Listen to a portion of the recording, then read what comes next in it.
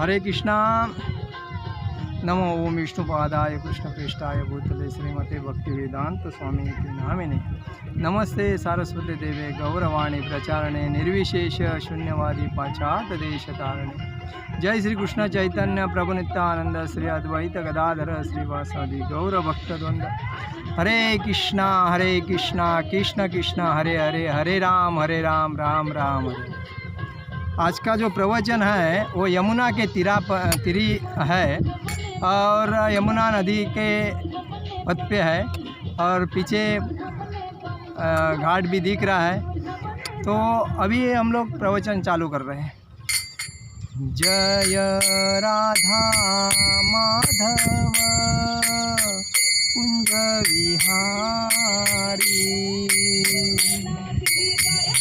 जय राधा माधव कुंज विहारी। गोपीजन वल्लभ गिरिवरधारी,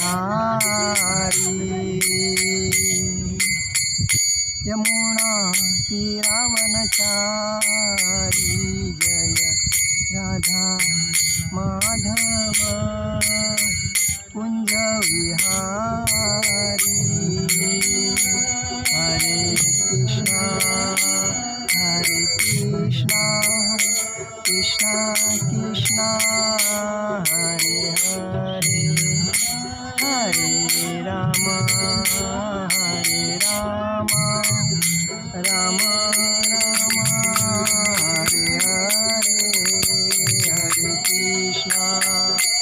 हरे कृष्णा कृष्णा कृष्णा हरे हरे, हरे राम राम राम हरे हरे। हरे कृष्णा कृष्णा कृष्णा हरे हरे, हरे राम राम राम हरे हरे। आज हम लोग 15वें अध्याय पे बात करेंगे।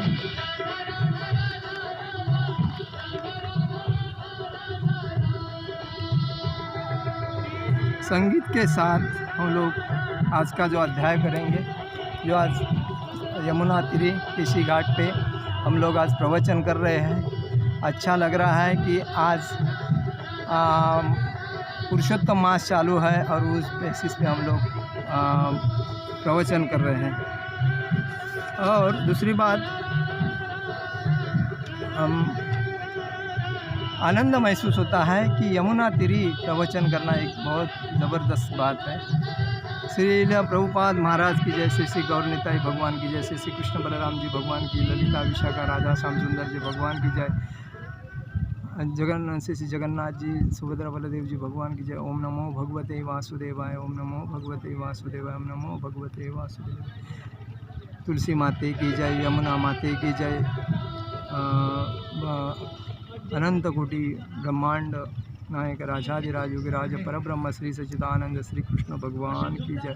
ओम नमो भगवते वासुदेवाय।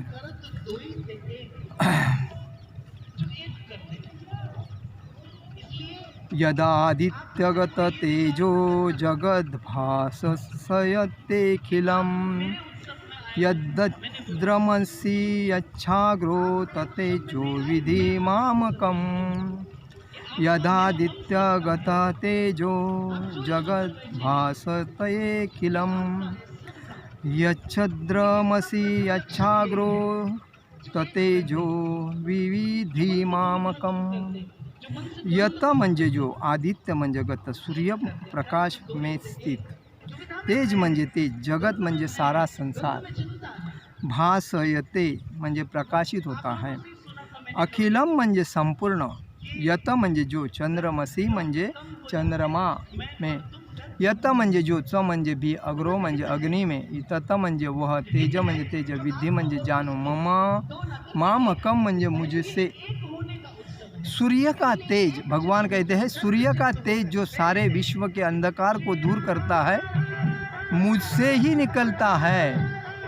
चंद्रमा तथा अग्नि के तेज भी मुझसे उत्पन्न होते हैं। भगवान क्या कहते हैं कि सूर्य का जो तेज है सारे विश्व का अंधकार दूर करता है, वो किससे निकलता है? भगवान से ही निकलता है। अंधकार को दूर कौन करता है? भगवान ही करते हैं, मुझसे ही निकलता है। चंद्रमा का अग्नि के तेज भी मुझसे उत्पन्न होते हैं। तात्पर्य यह, अज्ञानी मनुष्य यह नहीं समझ पाता कि यह सब कुछ कैसे घटित होता है। अज्ञान, मनुष्य एक अज्ञान होता है और वो ये नहीं समझता कि ये कैसा होता है, लेकिन भगवान ने यहाँ पर जो कुछ बतलाया है उसे समझकर ज्ञान प्राप्त किया जा सकता है। प्रत्येक व्यक्ति सूर्य, चंद्र, अग्नि तथा बिजली देखता है। प्रत्येक व्यक्ति को लगता है क्या लगता है कि ये सूर्य से है, ये चंद्र से है, ये अग्नि से है, ऐसा लगता है, लेकिन वो उसका मुख्य कौन है? भगवान श्री कृष्ण। उसे समझकर ज्ञान प्राप्त किया जा सकता है। प्रत्येक व्यक्ति सूर्य, चंद्र, अग्नि तथा बिजली देखता है। उसे यह नहीं समझने का प्रयास करना चाहिए कि चाहे सूर्य का तेज हो या चंद्रमा, अग्नि अथवा बिजली का तेज, ये सब भगवान से ही उद्भूत है। कृष्ण भावनामृत का प्रारंभ इस भौतिक जगत में बद्धजीव को उन्नति करने के लिए काफ़ी अवसर प्रदान करता है। जीव मूलतः परमेश्वर के अंश है और भगवान यहाँ पर इंगित कर रहे हैं कि जीव किस प्रकार भगवान धाम को प्राप्त कर सकता है। भगवान क्या करते हैं कि परमेश्वर के अंश प्रत्येक व्यक्ति के हृदय में है, प्रत्येक सूक्ष्म जीव के हृदय में है, और भगवत धाम जाने का है तो उसे भक्ति करनी जरूरी है। इस श्लोक में से हम यह समझ सकते हैं कि सूर्य संपूर्ण सौर मंडल को प्रकाशित कर रहा है। संपूर्ण सृष्टि को सूर्य प्रकाशित करते हैं। ब्रह्मांड अनेक है और सौर मंडल भी अनेक है। ब्रह्मांड कितने हैं? अनंत कोटि ब्रह्मांड है, अनंत कोटि ब्रह्मांड है और सौर मंडल भी अनेक है। परंतु उसमें सूर्य, चंद्रमा तथा लोक भी अनेक है। उसमें सूर्य भी अनेक है, चंद्रमा भी अनेक है, लोक भी अनेक है, लेकिन प्रत्येक ब्रह्मांड में केवल एक ही सूर्य रहता है। अनंत कोटि ब्रह्मांड में प्रत्येक ब्रह्मांड में एक ही सूर्य रहता है। भगवत गीता में 10वें अध्याय में 11वां श्लोक में कहा गया है कि चंद्रमा भी एक नक्षत्र है। चंद्रमा भी एक नक्षत्र ही है। नक्षत्राणाम शशि। सूर्य का प्रकाश परमेश्वर के आध्यात्मिक आकाश में आध्यात्मिक तेज के कारण है। सूर्य का प्रकाश क्यों है? आध्यात्मिक आकाश में आध्यात्मिक तेज के कारण है। सूर्योदय के साथ ही मनुष्य के कार्यकलाप प्रारंभ हो जाते हैं। देखिए, सूर्य जब ऊपर आता है, सूरज उगता है, तभी लोग उठते हैं, अपने काम धंधे में लगते हैं।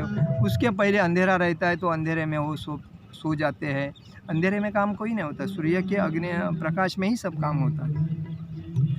आध्यात्मिक प्रकाश, आध्यात्मिक तेज के कारण सूर्योदय के साथ ही मनुष्य कार्यकलाप प्रारंभ हो जाते हैं।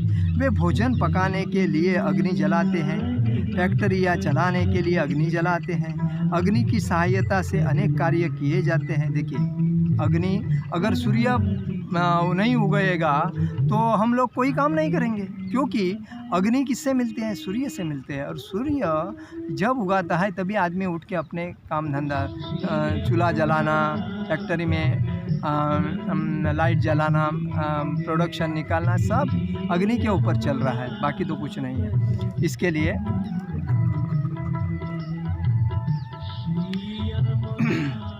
अग्नि जलाते हैं। अग्नि की सहायता से अनेक कार्य किए जाते हैं। अग्नि की सहायता से अनेक कार्य किए जाते हैं। अतएव सूर्योदय, अग्नि तथा चंद्रमा की चांदनी जीवों को अत्यंत सुहावने लगते हैं। उनकी सहायता के बिना कोई जीव नहीं रह सकता। सूर्य के प्रकाश के बिना कोई जीव अस्तित्व नहीं रह सकता। अतएव यदि मनुष्य यह जान ले कि सूर्य, चंद्रमा तथा अग्नि का प्रकाश तथा तेज भगवान श्री कृष्ण से उद्भूत हो रहा है तो उसमें कृष्ण भावनामृत का सुत पात्र हो जाता है। चंद्रमा के प्रकाश से सारी वनस्पतियाँ पोषित होती है। हम लोग जो भी अन्न ग्रहण करते हैं वो बनता है किधर से? चंद्रमा जब नहीं उगेगा तो हम लोग कोई ना सब्जी बना सकते हैं ना कोई स्वाद ले सकते कोई चीज़ का, क्योंकि चंद्रमा के तेज के वजह से ही सब्जियां हर चीज़ बनती है। अगर वो नहीं होएगा तो हम लोग जी नहीं सकते। इसीलिए सूर्य और चंद्र ये भगवान का तेज है, भगवान के रूप है। चंद्रमा के प्रकाश से सारे वनस्पतियाँ पोषित होती है। चंद्रमा का प्रकाश इतना आनंदप्रद है कि लोग सरलता से समझ सकते हैं कि वे भगवान श्री कृष्ण की कृपा से ही जी रहे हैं। उनकी कृपा के बिना न तो सूर्य होगा, न चंद्रमा होगा, न अग्नि, और न सूर्य चंद्रमा तथा अग्नि के बिना हमारा जीवन रहना असंभव है। देखिए मैंने बोला क्योंकि ये सूर्य जब उगाता है तभी हम सब काम करते हैं, और चंद्र जब उगाते हैं ये ऐसा तभी हम लोग फल खाते हैं, फूल देखते हैं। हर तरह की जो बीज हम लोग बोते हैं, खेती जो बनाते वो चंद्रमा की वजह से ही तो बनती है, नहीं तो वो बनेगी नहीं। रात के टाइम पे चंद्रमा प्रकाश देखते हैं शांतिपूर्वक और उसमें से ओट बनती है। तो बद्ध जीव में कृष्ण भावनामृत जगाने वाले ये ही कतिपय विचार है। इसीलिए लोगों ने यही समझना चाहिए कि सूर्य और चंद्र हमारे जीवन के मुख्य उद्देश्य है, और सूर्य जब उगता है तभी हम अपने अपने कामों में व्यस्त रहते हैं, क्योंकि अंधेरा निकल जाता है, बंद होता है और उजाला आ जाता है। उजाला में हम लोग काम करते हैं, और शाम के टाइम पे चंद्रमा जब उगाता है तभी हमारी खेती बनती है, हमारे फूल बनते हैं, हमारे पेड़ बनते हैं, हमारे पौधे बनते हैं, हमारे फल मिलते हैं, हम अलग अलग प्रकार के फल खा सकते हैं। तो हमें यही समझना चाहिए, जब सूर्य उगाता है तो नमस्कार करना चाहिए, चंद्र उगाता है तो नमस्कार करना चाहिए, क्योंकि भगवान की आंखें हैं चंद्र सूर्य, और उसी वजह से सृष्टि को वो पालते हैं।